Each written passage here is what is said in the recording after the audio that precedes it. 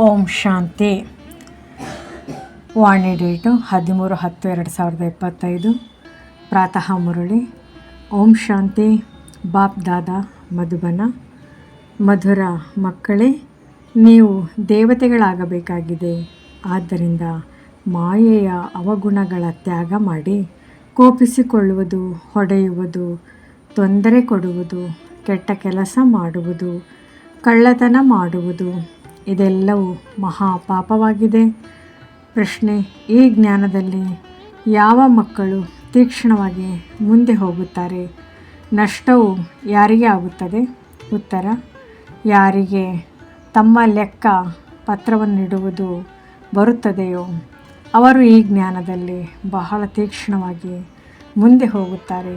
ಯಾರು ದೇಹಿ ಅಭಿಮಾನಿಯಾಗಿರುವುದಿಲ್ಲ ಅವರಿಗೆ ನಷ್ಟವಾಗುತ್ತದೆ. ತಂದೆ ತಿಳಿಸುತ್ತಾರೆ, ವ್ಯಾಪಾರಿಗಳಿಗೆ ಲೆಕ್ಕವನ್ನಿಡುವ ಅಭ್ಯಾಸವಿರುತ್ತದೆ. ಆದ್ದರಿಂದ ಇಲ್ಲಿಯೂ ಅವರು ತೀಕ್ಷ್ಣವಾಗಿ ಮುಂದೆ ಹೋಗುತ್ತಾರೆ.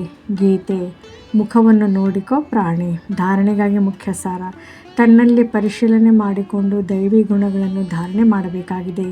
ಕೆಟ್ಟ ಹವ್ಯಾಸಗಳನ್ನು ತೆಗೆಯಬೇಕಾಗಿದೆ. ಪ್ರತಿಜ್ಞೆ ಮಾಡಿ, ಬಾಬಾ, ನಾವೆಂದೂ ಕೆಟ್ಟ ಕರ್ಮವನ್ನು ಮಾಡುವುದಿಲ್ಲ. ಎರಡನೇದ್ದು, ಕರ್ಮಾತೀತ ಸ್ಥಿತಿಯನ್ನು ಪ್ರಾಪ್ತಿ ಮಾಡಿಕೊಳ್ಳಲು ನೆನಪಿನ ರೇಸ್ ಮಾಡಬೇಕಾಗಿದೆ. ಆತ್ಮಿಕ ಸೇವೆಯಲ್ಲಿ ತತ್ಪರರಾಗಿರಬೇಕು. ಹಿರಿಯರಿಗೆ ಗೌರವ ಕೊಡಬೇಕಾಗಿದೆ. ವರದಾನ: ಫಾಲೋ ಫಾದರ್ನ ಪಾಠದ ಮೂಲಕ ಕಷ್ಟವನ್ನು ಸಹಜ ಮಾಡುವಂತಹ ತೀವ್ರ ಪುರುಷಾರ್ಥಿ ಭವ. ಕಷ್ಟವನ್ನು ಸಹಜವನ್ನಾಗಿ ಮಾಡುವಂತಹ ಅಥವಾ ಕೊನೆಯ ಪುರುಷಾರ್ಥದಲ್ಲಿ ಸಫಲತೆಯನ್ನು ಪ್ರಾಪ್ತಿ ಮಾಡಿಕೊಳ್ಳಲು ಮೊದಲ ಪಾಠ ಫಾಲೋ ಫಾದರ್.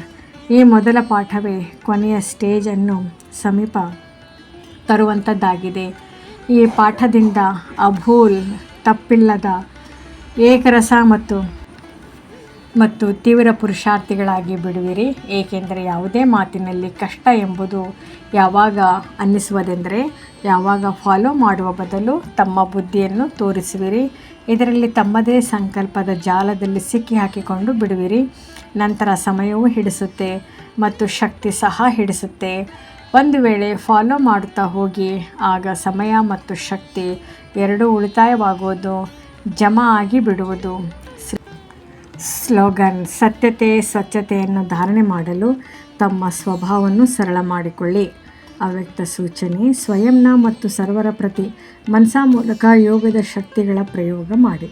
ಎಷ್ಟು ಸ್ವಯಂವನ್ನು ಮನಸಾ ಸೇವೆಯಲ್ಲಿ ಬಿಜಿಯಾಗಿಟ್ಟುಕೊಳ್ಳುತ್ತೀರಿ ಅಷ್ಟು ಸಹಜ ಮಾಯಾಜೀತರಾಗಿ. ಕೇವಲ ಸ್ವಯಂನ ಪ್ರತಿ ಭಾವುಕರಾಗಬೇಡಿ, ಆದರೆ ಅನ್ಯರನ್ನು ಸಹ ಶುಭ ಭಾವನೆ ಮತ್ತು ಶುಭ ಕಾಮನೆಯ ಮೂಲಕ ಪರಿವರ್ತನೆ ಮಾಡುವ ಸೇವೆಯನ್ನು ಮಾಡಿ. ಭಾವನೆ ಮತ್ತು ಜ್ಞಾನ, ಸ್ನೇಹ ಮತ್ತು ಯೋಗ ಎರಡರ ಸಮತೋಲನವಿರಲಿ. ಕಲ್ಯಾಣಕಾರಿಯಂತೂ ಆಗಿದ್ದಿರಿ, ಈಗ ಬೇಹದ್ದಿನ ವಿಶ್ವ ಕಲ್ಯಾಣಕಾರಿಗಳಾಗಿರಿ. ಓಂ ಶಾಂತಿ.